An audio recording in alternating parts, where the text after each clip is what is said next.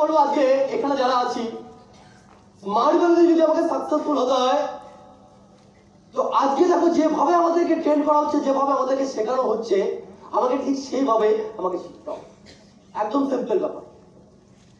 অনেকে এখানে এসে বলে দিতে পারে, যারা আজকে ট্রেনিং নিচ্ছে 1 দিন 2 দিন 3 দিন 1 মাস 2 মাস, তাদের মধ্যে হঠাৎ করে কেউ একজন বলে দিতে পারে, দাদা আমি স্মার্ট ভ্যালু কেন করবো?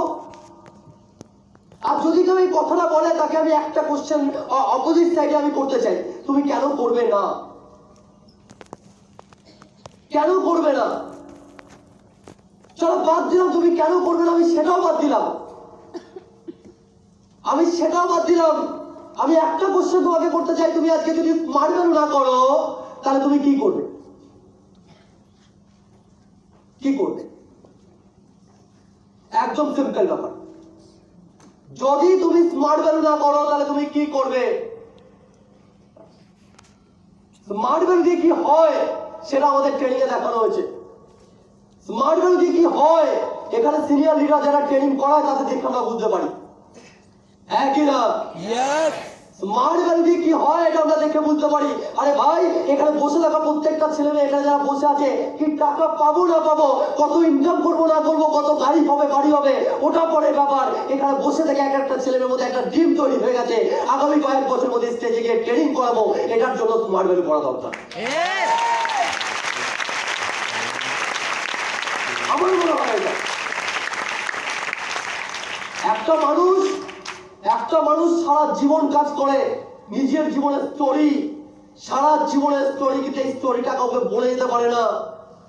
এন্ড অফ দ্য লাইফ রিটায়ারমেন্টের সময় কি হয়, গুমড়ে গুমড়ে কাঁদে। ফ্যামিলিতে কথা বলার মতো কেউ নেই, ছেলে মেয়ে কাজে ব্যস্ত, নাতি নাতনি নেই, তারা পড়াশোনা করছে, ওনার সাথে কথা বলার মতো কেউ নেই। ওই মানুষটা কি করছে, নিজের মতো কয়েকজন বয়স্ক মানুষকে খুঁজে নেয়, আর সেখানে গিয়ে কি ফ্যামিলির সুখ দুঃখের গল্প। কেউ কারো গল্প শুনতে চায় না, ওরটা শোনাচ্ছে, সবাই সবার দুঃখ শোনাচ্ছে, আর সবাই ওখানে সবাইকে কি করছে, সান্ত্বনা দিচ্ছে। সবাইকে ওখানে সান্ত্বনা দিচ্ছে। তুমি ভাবো তাহলে ওই মানুষগুলো লাইফ কোথায়, এদের লাইফের জার্নি কোনো সময় কাউকে বলতে পারবে? কোন সময় এদের লাইফের জার্নি কেউ শুনবে? কোন সময় শুনবে না। তোমাকে যদি প্রত্যেক দিন এসে এক একজন লোক যদি তোমাকে বলে, আমার ফ্যামিলিতে আমি আমার ছেলে মেয়েকে কষ্ট করে মানুষ করেছি, আমি ওদেরকে দাঁড় করিয়েছি, আজকে ওরা আমাকে দেখে না, আজকে ওরা আমাকে খেতে দেয় না, ওরা ফ্যামিলিতে ব্যস্ত থাকে, ওদের সব ছেলে মেয়ে বউকে নিয়ে হ্যাপি থাকে, কিন্তু আমরা আজকে ফ্যামিলির কোথায়, আমরা বোঝা হয়ে গেছি, আমাদের দিন কোনো রকমে কাটছে। তুমি 1 জন 2 জন 3 জন শুনবে, তারপর দিয়ে তোমারও আর শুনতে ভালো লাগবে না। প্রথম ভাববেইস এরকম কেউ করে নাকি, 3 নম্বর জনের কাছে এসে তুমি ভাববে, হ্যাঁ এ তো আগেও শুনেছি। হ্যাঁ কি না? তুমি ভাবো এই মানুষগুলো নিজের লাইফে জার্নি কাকে বলবে? ঘরে বসে বসে কাঁদবে এই মানুষগুলো, তুমি কাউকে বলতে পারবে না, এরা কাউকে না। আমি একটা ইনসিডেন্ট বলি তোমাদেরকে। আমি আমার লাইফে একটা ইনসিডেন্ট বলি। আমি একদিন বিধাননগর দিয়ে ট্রেনে উঠেছিলাম। বিধাননগর দিয়ে আমি যখন ট্রেনে উঠি, ওই ট্রেনে একটা বয়স্ক মহিলা ওঠার চেষ্টা করছে দেখছিলাম। তো ওনাকে আমি ধরে ট্রেনে তুলি। এটা অনেক কিছু বছর আগেকার ঘটনা বলছি, কিছু বছর আগেকার ঘটনা। তো ওনাকে যখন ট্রেনে তুলি আমি, দুপুর টাইম, ট্রেনে অত বেশি ভিড় নেই। তো ট্রেনে তোলার পরে উনি আমার সাথে কথা বলতে শুরু করেছে। তো ওনার সাথে কথা বলে আমারও বেশ ভালো লাগছিল। হ্যাঁ, বয়স্ক মানুষ একটা কথা বলছে, তুমিও কথা বলছো, হ্যাঁ হয় না? হয়। তো আমারও বেশ ভালো লাগছিল, আমিও কথা বলা শুরু করেছি।